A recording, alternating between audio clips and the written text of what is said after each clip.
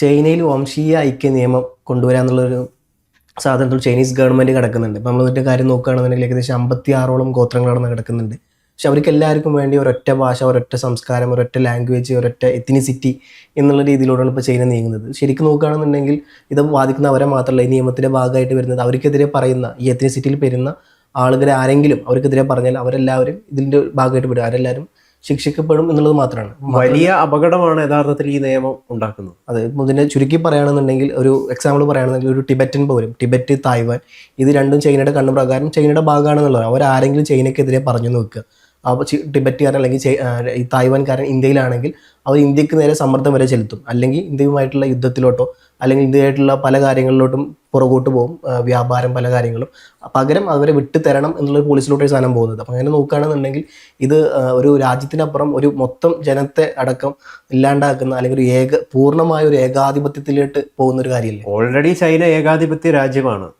People republic of China എന്നാണല്ലോ പേര്. പക്ഷെ അവിടുത്തെ ജനങ്ങൾക്ക് യാതൊരു തരത്തിലുള്ള സ്വാതന്ത്ര്യവും കൊടുക്കാത്ത ഒരു രാജ്യമാണ് ചൈന എന്ന് ഒരിക്കൽ കൂടി ഈ പുതിയ നിയമത്തിലൂടെ തെളിയിച്ചിരിക്കുകയാണ്. മാർച്ച് 12-ാം തീയതിയാണ് ഈ എത്നിക് ലോ പുറത്തു വന്നിരിക്കുന്നത്. അതിന് അവര് പേരിട്ടിരിക്കുന്നത് എത്നിക് യൂണിറ്റി ലോ എന്നാണ് അവര് പേരിട്ടിരിക്കുന്നത്. നമുക്കറിയാം ചൈനയിൽ 55ഓളം വരുന്ന മൈനോറിറ്റി വിഭാഗങ്ങളുണ്ട്, ഗോത്ര സമൂഹമുണ്ട്. അതിൽ ഏറ്റവും കൂടുതൽ ഉള്ളത് ഉയ്ഗുർ മുസ്ലിങ്ങളാണ്.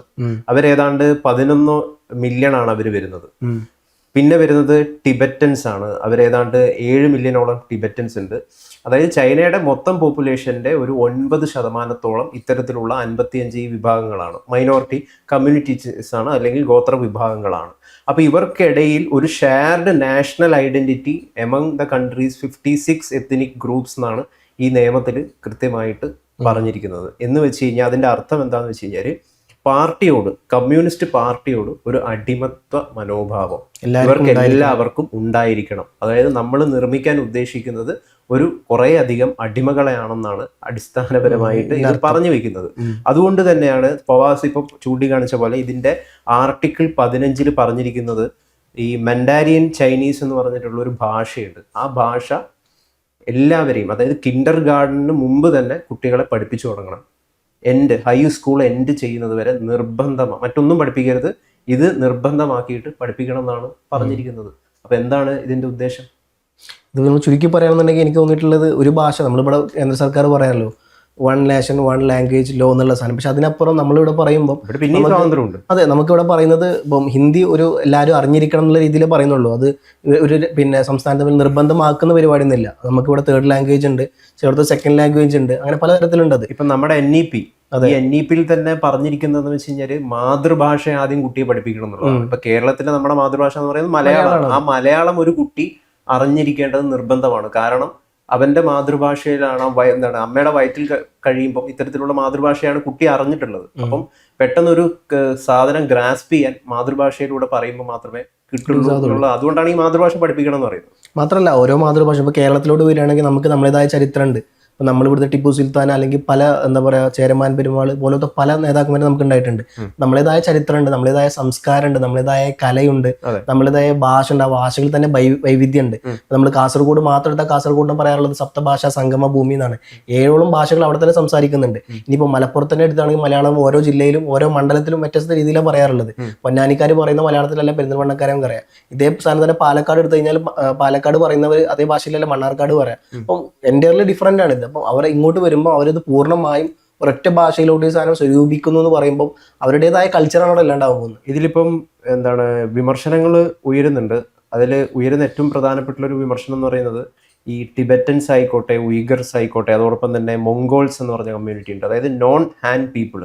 ഇവരുടെ ലാംഗ്വേജ് അല്ലെങ്കിൽ ഇവരുടെ സംസ്കാരം ഇതൊക്കെ പ്രൊട്ടക്റ്റ് ചെയ്യപ്പെടണമെങ്കിൽ, സംരക്ഷിക്കപ്പെടണമെങ്കിൽ എന്ത് ചെയ്യണം? അത് കമ്മ്യൂണിസ്റ്റ് പാർട്ടിയുടെ പ്രിഫേർഡ് സ്റ്റോറി ആയിട്ടുള്ള, അതായത് ഒരു സിംഗിൾ നേഷന് കമ്മ്യൂണിസ്റ്റ് പാർട്ടിക്ക് ഒരു കൃത്യമായിട്ടുള്ള ഒരു തത്വസംഹിതയുണ്ട്.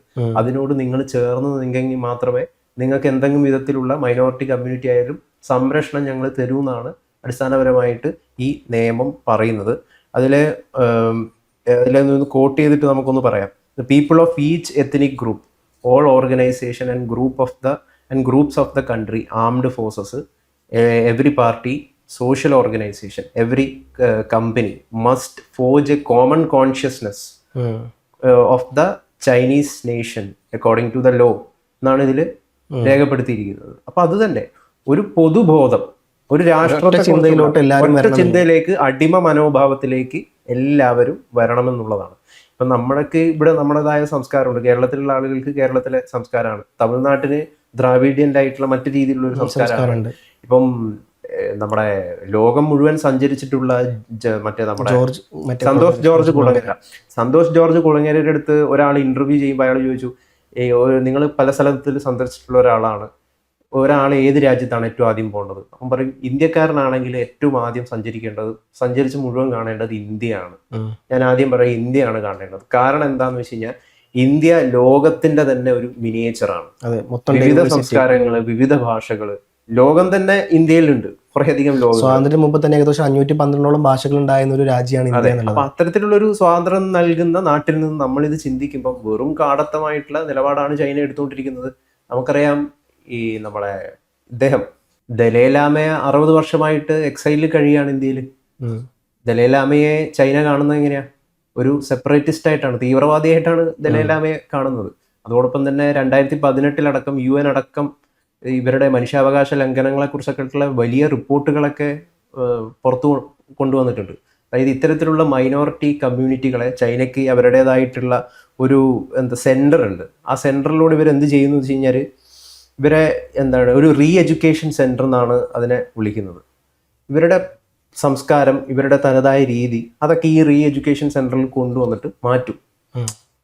അവരെ ഈ ഒരു സമ്പ്രദായത്തിലേക്ക് കൊണ്ടുവരിക എന്ന് പറയുന്ന പരിപാടിയൊക്കെ അവിടെയുണ്ട്. അതൊക്കെ ശരിക്കും പറഞ്ഞു കഴിഞ്ഞാൽ വളരെ മനുഷ്യാവകാശ വിരുദ്ധമായിട്ടുള്ള പ്രവർത്തനങ്ങളാണ്. അതേപോലെ ഉയ്ഗുർ മുസ്ലിങ്ങൾക്ക് അവിടെ എന്താണ് സംഭവിക്കുന്നത് എന്നുള്ളത് നിരന്തരമായിട്ട് നമ്മൾ ചർച്ച ചെയ്യാണ്. പക്ഷേ ഈ വാർത്തയൊന്നും യഥാർത്ഥത്തിൽ നാളത്തെ ദേശാഭിമാനിൽ വരുന്ന ഞാൻ തോന്നുന്നില്ല കേട്ടോ എനിക്ക്. അതിപ്പം ഈ പറഞ്ഞ പോലെ ചൈനീസ് പ്രസിഡന്റ് ഷീ ജിൻപിങ് വീണ്ടും അതായി കഴിഞ്ഞപ്പോൾ അദ്ദേഹത്തെ ആദ്യം അഭിനന്ദിച്ച നേതാക്കളിൽ ഒരാളായിരുന്നു പിണറായി വിജയൻ. നമ്മൾ ആലോചിക്കുന്നത് ജനാധിപത്യ രാജ്യത്ത് തെരഞ്ഞെടുക്കപ്പെട്ട ജനാധിപത്യ പ്രക്രിയയിലൂടെ വന്നൊരു കമ്മ്യൂണിസ്റ്റ് അധികാരിയാണ് ഈ പറഞ്ഞ പോലെ പിണറായി വിജയൻ. അദ്ദേഹമാണ് ആദ്യം ഈ പറഞ്ഞ പോലെ ഒരു ഏകാധിപത്യ ചൈനയിലെ കമ്മ്യൂണിസ്റ്റ്, പ്രത്യേകിച്ചൊന്നും ചെയ്യാല്ല, ഭരണഘടന മാറ്റി എഴുതുന്നു. അദ്ദേഹം പറയും, ഞാൻ തന്നെയാണ് ഇനിയും പ്രസിഡന്റ്, ഇതിൽ മാറ്റമൊന്നും ഇല്ല എന്നുള്ളത്, ഞാൻ മരിക്കുന്നവരെ ഞാൻ തന്നെ, അതിനുശേഷം എൻ്റെ മകളോ അല്ലെങ്കിൽ മക്കളോ എന്നുള്ള രീതിയിലോട്ട് പോകുന്നു. അപ്പോൾ അതിന് അഭിനന്ദനങ്ങൾ എന്ന് പറയുമ്പോൾ സ്വാഭാവികമായിട്ടും അവരും ഈ ഒരു ഐഡിയോളജി അക്സെപ്റ്റ് ചെയ്യുന്നു എന്നുള്ളതാണ് പറയാണ്ട് പറയുന്നത്. പിന്നെ ഇതിൽ പറയുന്ന മറ്റു ശ്രദ്ധേയമായിട്ടുള്ളൊരു കാര്യം എന്താണെന്ന് വെച്ചാൽ, ഇതിപ്പം ചൈനയ്ക്ക് അപ്പുറത്ത് താമസിക്കുന്ന, രാജ്യത്തിന് പുറത്ത് താമസിക്കുന്ന ചൈനക്കാർക്ക് പോലും ഇത് ബാധകമാകും. ചൈനക്കാർക്ക് മാത്രമല്ല, ടിബറ്റ്, തായ്വാൻ, ഇവരൊക്കെ ബാധകമാകും. കാരണം മറ്റേതെങ്കിലും രാജ്യത്ത് പോയിട്ട് ചൈനക്കെതിരെ സംസാരിച്ചു കഴിഞ്ഞ് കഴിഞ്ഞാൽ തീവ്രവാദികളായിട്ട് അല്ലെങ്കിൽ ഒരു സെപ്പറേറ്റിസ്റ്റ് മൂവ്മെന്റിനെ ഇല്ലാതാക്കാനായിട്ടാണ് നമ്മളിത് അവർക്കെതിരെയും പ്രവർത്തിക്കുന്നത് എന്നാണ് ഈ നിയമത്തിൽ പറഞ്ഞിരിക്കുന്നത്. അപ്പൊ അത്തരത്തിലുള്ള കുറെ കാര്യങ്ങളാണ് ഇത് ഉൾപ്പെട്ടിരിക്കുന്നത്. ഇതിപ്പോൾ ചർച്ച ചെയ്യാൻ പോകുന്നത് എങ്ങനെയാണ് ഇത് ന്യൂനപക്ഷ വിഭാഗങ്ങൾക്ക്, ഗോത്ര സമൂഹങ്ങൾക്ക് എങ്ങനെ അവരെ ബാധിക്കും, അവരുടെ ഒരു എക്സ്പ്രഷൻ, അവരുടെ വികാരം, അവരുടെ ഒരു കാര്യം പ്രകടിപ്പിക്കാനുള്ള യാതൊരു തരത്തിലുള്ള അവകാശങ്ങളും ഇതിൽ ഉണ്ടാകില്ല. അവരൊരു അടിമപ്പെട്ടിട്ട് കമ്മ്യൂണിസ്റ്റ് പാർട്ടിയുമായിട്ട് അടിമപ്പെട്ട് ജീവിക്കേണ്ടി വരും എന്നുള്ളതാണ് ഇതിന്റെ ഏറ്റവും വലിയ അപകടം എന്ന് പറയുന്നത്. തായ്വാൻ ഇപ്പോൾ ഈ വിഷയവുമായി ബന്ധപ്പെട്ട് തായ്വാൻ പറഞ്ഞിട്ടുള്ളത്, ഇപ്പം തായ്വാന്റെ ഏതെങ്കിലും ആൾക്കാർ പുറത്തു പോയിട്ട് ഈ പറഞ്ഞ പോലെ ചൈനക്കെതിരെ പറയുകയാണെന്നുണ്ടെങ്കിൽ അവർ വരെ കൊല്ലാൻ, ഇപ്പം നമുക്കറിയാം പല കാര്യങ്ങളിലും ഇന്ത്യയുടെ പോയിട്ട് അവിടെ അമേരിക്കയുടെ സഹായത്തോടു കൂടി ഇന്ത്യക്കെതിരെ ഏതെങ്കിലും നാഷണൽ ത്രെഡ് നിൽക്കുന്ന ഏതെങ്കിലും ആൾക്കാരുണ്ടെങ്കിൽ നമ്മൾ സംയുക്തമായി പോയിട്ട്, പിന്നെ ഇപ്പം ഉദാഹരണം പറയുകയാണെന്നുണ്ടെങ്കിൽ ഈ പറഞ്ഞ പോലെ പാകിസ്ഥാനിൽ വന്നുകൊണ്ട് അമേരിക്ക ഒരു ഓപ്പറേഷൻ നടത്തിയായിരുന്നു ഇവിടുന്ന് തീവ്രവാദിയൊക്കെ ഉണ്ടാകാൻ വേണ്ടിയിട്ട്. അപ്പോൾ ഇത്തരത്തിലുള്ള ഓപ്പറേഷനുകളിൽ ഈ പറഞ്ഞ പോലെ ഇവരൊക്കെ തീവ്രവാദികളായിട്ട് ചിത്രീകരിക്കപ്പെടും എന്നുള്ളതാണ്. ഏതൊരു തായ്വാനുകാരനെങ്കിലും ചൈനക്കെതിരെ പറഞ്ഞു കഴിഞ്ഞാൽ അവരൊക്കെ ഈ പറഞ്ഞ പോലെ തീവ്രവാദിയായിട്ട് ചൈന മുദ്ര കുത്തും എന്നുള്ളതാണ്. അതോടുകൂടി അവർ ഏത് രാജ്യത്ത് വേണമെങ്കിലും ഏത് സമയത്തും കൊല ചെയ്യപ്പെടാം എന്നുള്ള സാധനങ്ങൾ ഇത് വരുന്നതിൻ്റെ അകത്ത് ഇപ്പം ഒരു കാരണമുണ്ട്. ഇപ്പം ടിബറ്റ് ഉണ്ടല്ലോ, ടിബറ്റ് ഇപ്പം നമുക്കൊരു സ്വതന്ത്ര രാജ്യമായിട്ട് വരണം എന്ന് ആവശ്യപ്പെട്ടുകൊണ്ടിരിക്കുകയാണ്. അപ്പം ചൈന ഇത്തരത്തിലുള്ള എക്സ്പ്രഷൻസിന് ഭയപ്പെടുന്നുണ്ട്. കാരണം ഓരോ ആളുകളും ഇങ്ങനെ ഓട്ടോണോമി വേണം, ഒരു സ്വയം ഭരണാവകാശം വേണം എന്നുള്ള ആവശ്യം ഉന്നയിച്ചു കഴിഞ്ഞാൽ അത് ആ ഭരണകൂടത്തിന് തന്നെ വലിയ ഭീഷണിയായി മാറും, USSR ഉണ്ടായ പോലെ. അപ്പം അതിനെയൊക്കെ ചെറുക്കുക. ഇപ്പൊ ടിബറ്റ് ഇപ്പൊ ഇതിൽ പറഞ്ഞിരിക്കുന്നത്, ഇപ്പൊ സെൻട്രൽ ടിബറ്റ് അഡ്മിനിസ്ട്രേഷൻ ഇപ്പൊ പറഞ്ഞിരിക്കുന്നത് എന്താണെന്ന് വെച്ച് കഴിഞ്ഞാൽ, while China portrays the legislation as a mechanism for promoting social harmony and national unity, it effectively codifies policies for forced assimilation എന്നാണ് CTAയുടെ സ്റ്റേറ്റ്മെന്റ്, ഈ സെൻട്രൽ ടിബറ്റ് അഡ്മിനിസ്ട്രേഷന്റെ സ്റ്റേറ്റ്മെന്റ് വ്യക്തമാക്കിയിരിക്കുന്നത്. പോസ്റ്റ് എസിമിലേഷൻ എന്ന് പറഞ്ഞു കഴിഞ്ഞാൽ തീവ്രമായ രീതിയിൽ ഈ ആളുകളെയൊക്കെ മൊത്തം സാംശീകരിക്കുക എന്ന് പറയുന്ന നിർബന്ധിച്ച് അതിലോട്ട് കൊണ്ടുവരുന്ന സാധനമാണ്. അപ്പം എനിക്ക് തോന്നുന്നു ഇത് വലിയ തരത്തിലോട്ട് പ്രശ്നത്തിലോട്ട് പോകും. പക്ഷേ ഈ പറഞ്ഞ പോലെ ചൈന അവരെടുത്ത നിലപാടിൽ ഒരിക്കലും പുറകോട്ട് കാല് വെക്കാൻ ചാൻസ് ഇല്ല. പിന്നെ മനുഷ്യാവകാശ കമ്മീഷൻ പോലത്തെ പല ഇന്റർനാഷണൽ കാര്യങ്ങളും പറയുന്നത് ഇത് ചൈന നിർത്തി വെക്കണം എന്ന് പറയുന്നുണ്ട്. പക്ഷെ എനിക്ക് തോന്നുന്നില്ല ചൈന ഈ കാര്യമായിട്ട് ബന്ധപ്പെട്ട് പുറകോട്ട് പോകുന്നുള്ളത്. ഇപ്പോൾ നമുക്കാണെങ്കിലും ഈ പറഞ്ഞ പോലെ ഏക് ഭാരത് ശ്രേഷ്ഠ ഭാരത് എന്നുള്ളതിൻ്റെ കയ്യിൽ ക്വാമി ഏക്ത എന്ന് പറഞ്ഞ പ്രോഗ്രാം ഇന്ത്യക്ക് വൺ നേഷൻ വൺ ഇലക്ഷൻ കൊണ്ടുവരാൻ ശ്രമിക്കുന്നു. അല്ല, ഈ ക്വാമി ഏക്ത എന്ന് പറഞ്ഞ പ്രോഗ്രാം സെൻട്രൽ ഗവൺമെന്റിനെ ഇംപ്ലിമെന്റ് ചെയ്തൊരു പ്രോഗ്രാം ക്വാമി ഏക്ത, QUAMIKATA, ക്വാമി ഏക്ത എന്നുള്ള സാധനം വളരെ നല്ല പ്രോഗ്രാമാണ്. അതിൻ്റെ ഇനിഷ്യേറ്റീവ് ഞാനും പ്രോഗ്രാമിൽ പങ്കെടുത്തത്. ഈ പറഞ്ഞ പോലെ യൂണിറ്റി എന്നുള്ള സാധനമാണ്, നാഷണൽ യൂണിറ്റി എന്നുള്ള സാധനമാണ് അവിടെ സെൻട്രൽ ഗവൺമെന്റ് പറയും. പക്ഷെ ഒരിക്കലും ഒരു രാജ്യത്തിൻ്റെ മറ്റ് മതങ്ങളുടെയോ സംസ്കാരത്തെയോ ഭാഷയെയോ കൾച്ചറിനെയോ ഒന്നും ഇത് ബാധിക്കുന്നില്ല എന്നുള്ളതാണ്. നമ്മൾ വ്യത്യസ്ത മതക്കാരാണെങ്കിലും നമ്മൾ കീഴിൽ നമുക്ക് ഒറ്റ രാജ്യമേ ഉള്ളൂ, അത് ഇന്ത്യ എന്നുള്ള സാധനമാണ് അവിടെ വരുന്നത്. പക്ഷേ ചൈനയുടെ കാര്യം വരുമ്പം ഇത് അങ്ങനെയല്ല പോകുന്നത്. ഇതിനപ്പുറത്തോട്ട് ഒരു പൂർണ്ണമായും ഓൾറെഡി ഏകാധിപത്യ രാജ്യമാണ്. അതിൽ നിന്നും പൂർണ്ണമായും ഒരു ഉത്തര കൊറിയയുടെ റിപ്പബ്ലിക് എന്നുള്ള സാധനം മാറ്റി പൂർണ്ണമായും ഒരു ഉത്തര കൊറിയൻ മോഡലിലോട്ട് ചൈന നീങ്ങുന്നു എന്നുള്ള കാര്യമാണ്. ഇപ്പോൾ ഉത്തര കൊറിയനെ കുറിച്ചൊക്കെ പറയുമ്പോൾ അവിടെ നിന്ന് ആർക്കും ഇപ്പം നമുക്ക് ടൂറിസ്റ്റുകൾക്ക് പോലും കൃത്യമായിട്ട് അവിടെ ഒന്നും പോകാൻ പറ്റില്ല. ഉത്തര കൊറിയയിൽ വിസ പോലും കിട്ടാൻ ഭയങ്കര പാടാണ്. അത് മാത്രമല്ല അവിടെ നമ്മൾ സഞ്ചരിക്കുകയാണെങ്കിൽ നമ്മുടെ കൂടെ 24 മണിക്കൂർ ഒരു ഗൈഡ് ഉണ്ടാകും. നമ്മൾ ഒറ്റയ്ക്ക് ഒരു സ്ഥലത്ത് വിടില്ല, പ്രത്യേക സ്ഥലങ്ങളിലേ പോകാൻ പറ്റുള്ളൂ. അങ്ങനെയുള്ള രാജ്യങ്ങളാണ് ഈ ഉത്തര കൊറിയയൊക്കെ. ചൈനയും അത്രയും തീവ്രമായ നിലപാട് സ്വീകരിക്കുകയാണ്. അതിന് പിന്നിലൊരു കാരണമുണ്ട്. ടിബറ്റ് പോലുള്ള സ്ഥലങ്ങൾ പോലും ഇപ്പോൾ സ്വയം ഭരണം വേണമെന്ന് ആവശ്യം ഉന്നയിക്കുന്നുണ്ട്. ഇതൊക്കെ ചൈന യഥാർത്ഥത്തിൽ ഭീഷണിപ്പെടുത്തുന്നുണ്ട്. അവർ വല്ലാത്ത രീതിയിലുള്ള ആശങ്ക അവർക്ക് രൂപപ്പെടുന്നുണ്ട്. അതിൻ്റെ ഭാഗമായിട്ടാണ് ഇത്തരം നിയമങ്ങളൊക്കെ വരുന്നത്.